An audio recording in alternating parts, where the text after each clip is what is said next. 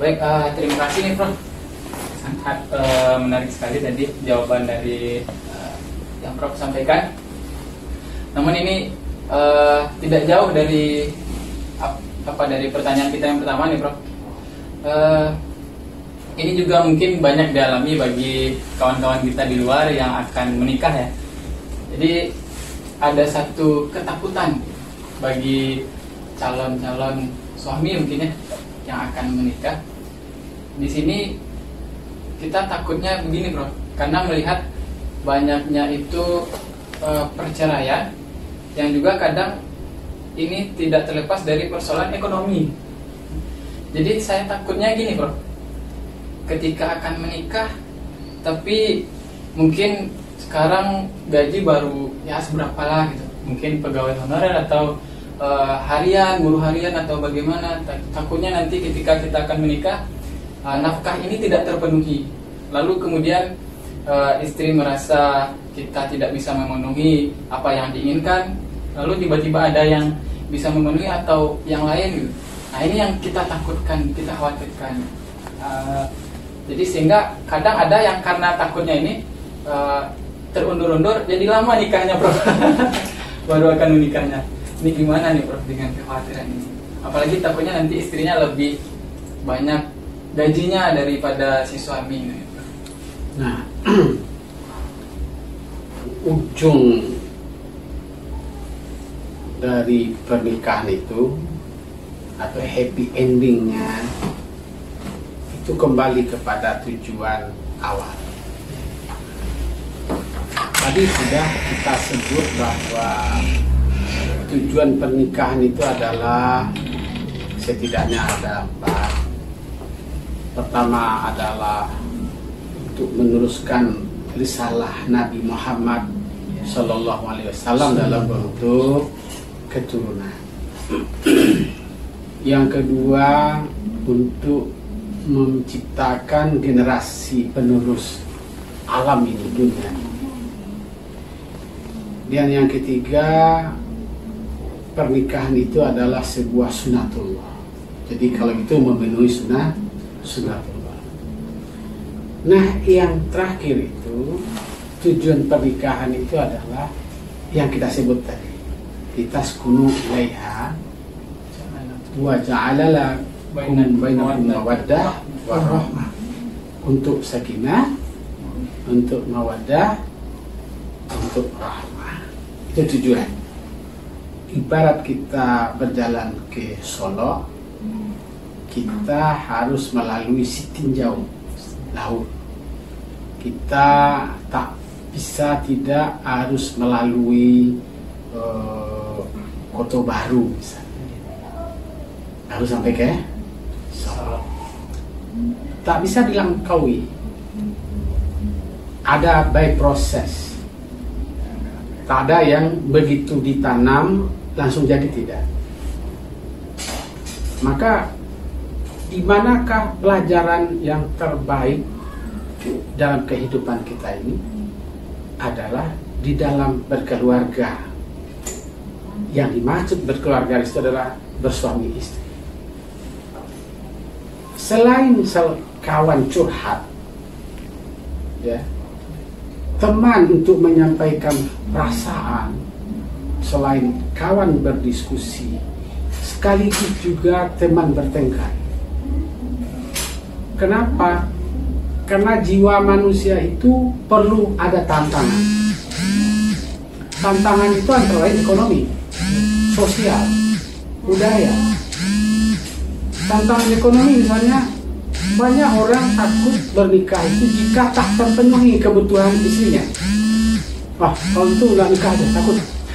Dengan apa anak saya hidupkan, dengan apa istri saya hidupkan, dengan apa saya bisa berbuat atau membeli rumah, membeli tanah dan sebagainya. Sementara saya kemampuan saya seperti ini.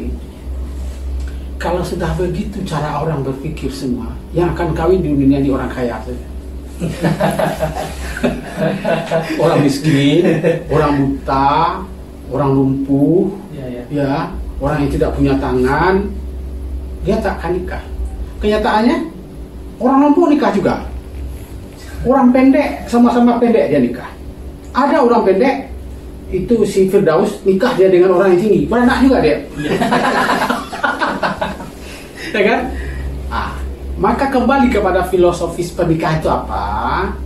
Kembali kepada iman, kembali kepada keyakinan.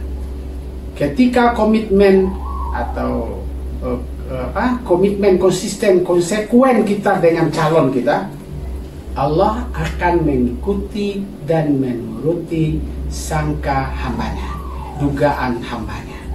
Ketika dugaannya optimal, hasilnya maksimal. Ketika dugaannya separuh-separuh, hasilnya atau di tengah bisa terjadi perceraian, perpisahan, pertengkaran, dan bisa dimasuki oleh yang lain-lain. Sekarang bagi perempuan, bagi laki-laki yang mau nikah itu, menurut saya ya, yang pertama harus niat yang lurus, yang kedua niat yang ikhlas. Saya rasa kalau sudah begitu, lurus dan ikhlas. Karena ada orang yang ikhlas belum tentu lurus. Setiap orang yang lurus belum tentu ikhlas. Tapi kalau sudah ikhlas, sudah lurus dia. Lurus dalam pengertian itu benar, ya, benar, jujur, amanah. Kalau sudah gitu, semua orang harus nikah. Jangan takut. Jangan takut, karena yang memberi rezeki Allah.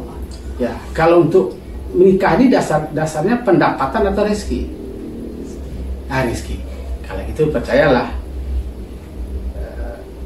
tidak seekor pun burung yang bertebaran di dunia ini, tak satu pun amuba yang kecewa, sudah dijamin oleh Allah rezekinya. Maukah kita menjemput rezeki itu? Keyakinan kita kepada Allah Subhanahu wa taala. Saya rasa itu. Mungkin ada tambahan dari Bapak Zul? Sedikit Pak Prof. Kalau kita lihat tadi kondisi sekarang, ya, misalnya artis ekonominya bagus, kemampuannya hebat, ilmunya tinggi, tapi terjadi juga perceraian. Apa yang kurang bagi mereka sehingga tidak bisa mempertahankan rumah tangga sebagaimana yang Pak Prof katakan tadi? Sebagaimana juga yang telah disampaikan oleh hadis, ya, yang dipublish oleh para akademis. Kenapa memilih perempuan itu agamanya? Atau sebaliknya, kenapa perempuan memilih lelaki itu agamanya? Karena agamalah yang bisa menuntun. Karena dalam agama itu ada tuntunan berumah tangga, tuntunan berkeluarga, tuntunan berekonomi, tuntunan kepada anak. Ada di dalam agama. Oleh karena itu, pilihlah agamanya. Lalu, kenapa? Jangankan itu, para profesor kawin sama profesor cerai. Kan? Ilmu apa yang tidak ada? Ilmu apa yang kurang dia? Iya. Orang kaya sama orang kaya kawin, tak lama bercerai. Sebut selebritis tadi, dia sudah punya penghasilan yang matang dan mapan. Tadi kok cerai? Kawin cerai. Nah, karena tidak ada agama yang membimbingnya. Oleh karena itu, di setiap KUA di seluruh Indonesia, kan yang dikejar itu, kenapa harus dia disuruh baca Quran, dia benarkah sholatnya, benarkah pemahaman agamanya, akidahnya? Kenapa Kementerian Agama itu membuat tuntunan itu? Karena semiskin apapun, sesusah apapun orang, jika agamanya yang menuntun, bahagia juga dia. Oleh karena itu, menurut saya Pak Zul, mungkin agamanya ini yang tidak dia punyai, sehingga terjadilah perceraian di mana-mana. Yang kedua, catatan terakhir saya tahun 2014 itu, perceraian itu disebabkan oleh komunikasi. Komunikasi yang paling menarik itu adalah dengan adanya alat teknologi, sebut WA, sebut ponsel, itu hampir 31% kalau saya tidak salah ya, terjadi perceraian karena terjadinya pembicaraan atau terjadinya SMS, ya, cerita pendek di dalam sebuah berita yang diposting di ponsel kita, dibaca oleh istri kita, atau dibaca oleh suami kita di media sosial ini, maka terjadi cemburu. Nah, saya mohon maaf ya, bagi saya itu tidak masalah. Saya berkomunikasi dengan teman saya sama sekolah, sama SMA, sama SMP, sama SMU, sama-sama teman main bola voli, main badminton, main guling atau main boxer dan segala macam. Ada perempuan biasa, kan? Apa kuncinya? Seorang suami harus atau istri memperkenalkan, ini teman saya, ini WA teman saya. Nah, apa yang dijaga di situ? Kembali ke etika berkomunikasi di dalam ponsel. Sebab juga terjadi perceraian di situ terbanyak, hampir mendekati 31%. Saya rasa seperti itu, Pak. Baik, terima kasih Prof. Mudah-mudahan dengan apa yang Prof sampaikan tadi, para sahabat-sahabat kita yang di luar sana yang akan menikah ini tidak takut lagi untuk menikah. Maka harus cepat-cepat menikah ya. Mari kita menikah. Doakan juga saya bisa menikah secepatnya. Amin. Sekali lagi terima kasih Prof. Amin. Baik, kita tutup. Assalamualaikum warahmatullahi wabarakatuh. Waalaikumsalam.